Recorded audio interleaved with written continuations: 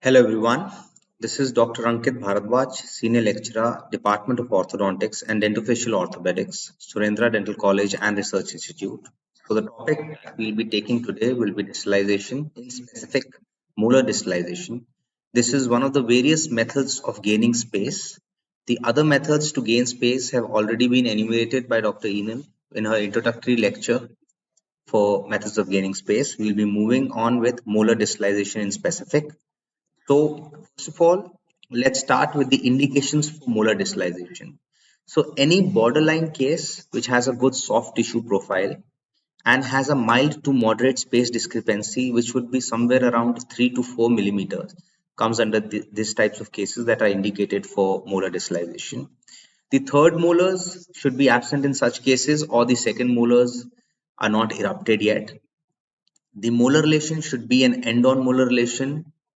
If it's an end-on-molar relation, it's an advantage because then it lies between the discrepancy of 3 to 4 that is mild to moderate space requirement.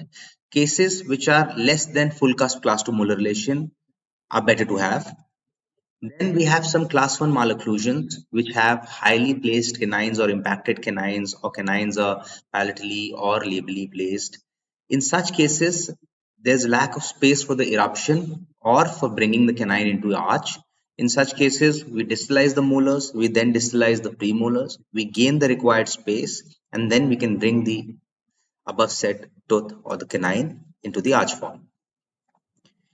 Now moving on to the classification, according to the location of the appliance used, they can be classified as extraoral and intraoral distalizers. Various appliances used for molar distalization. First, the extraoral appliance is the headgear.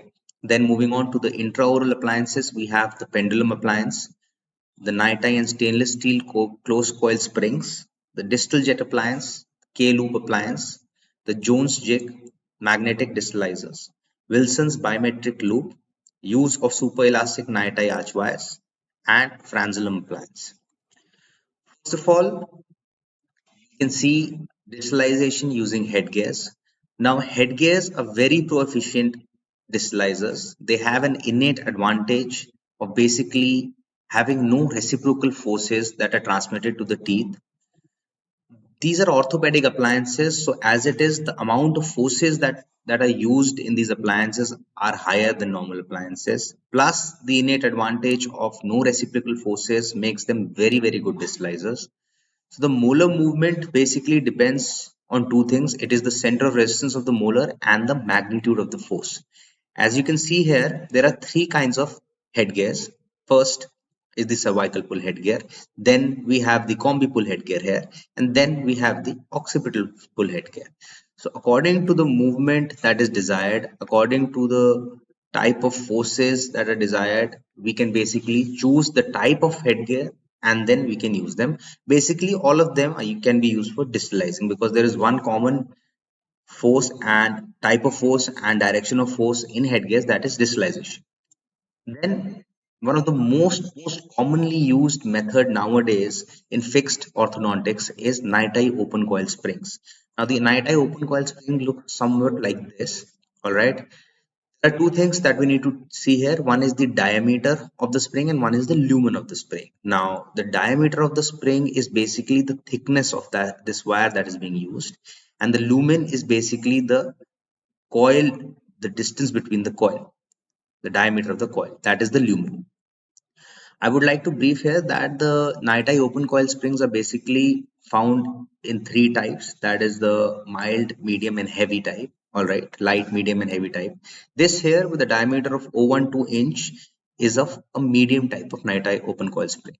Now, night eye open coil springs work basically by creating spaces wherever required in a push manner. So I would like to show you with an example here. Here we can see a case of a blocked in lateral incisor, and there is a space distal to the canine we have gained because of extractions. Now what we want to do is we want to distalize this canine, we want to move it into this space so that we gain space for this blocked in lateral and it can come out. So what we do is we compress this night eye coil, closed coil spring, open coil spring. We push it in between the central and the canine. and then as soon as the shape memory kicks in, it will push the canine backward, it will distalize the canine, and then we can gain space for the lateral. So now we compress the coil spring, we place it, shape memory kicks in, and then we see that there is space for the lateral here, and the lateral can be brought into the arch.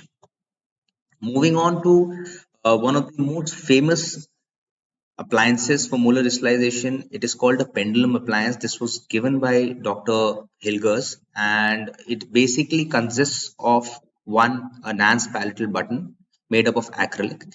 This is basically used for providing anchorage, receiving anchorage from the palate, anterior palate. Then we have the wired components, that is basically the spring here, and they're made of 0.32-inch TMA. These springs are made of TMA because we basically need a material with a good range of action with it. So TMA gives us just that with a light continuous force.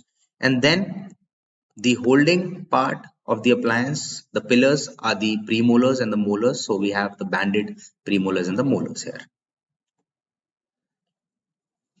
Next, we move on to another distalizer, that is the distal jet appliance. It looks somewhat like a pendulum appliance, but with the exception of a pendulum appliance having springs here for activation, and a distal jet has open coil springs for distalization.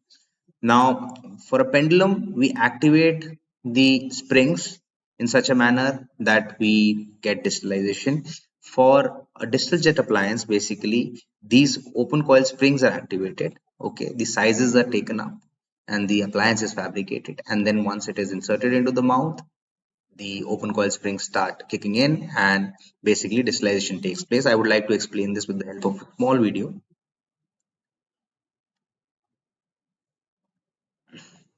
So you can see here a full cusp class 2 relation.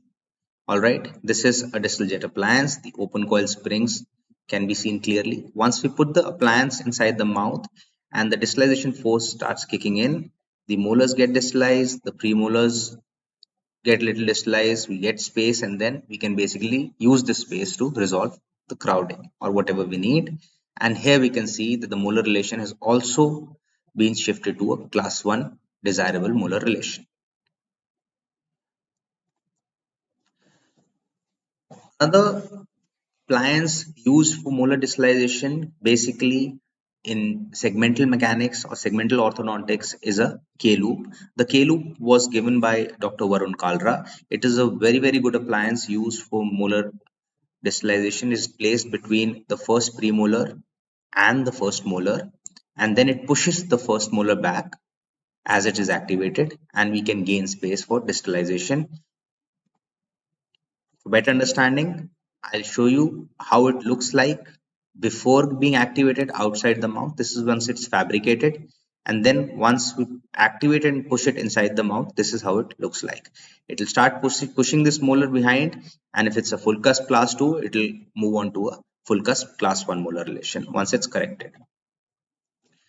Now that is all about true distalization. In some cases where we have molars tipped, when second premolars are extracted or premature loss of deciduous second molars, the distal molars get tipped inside the spaces.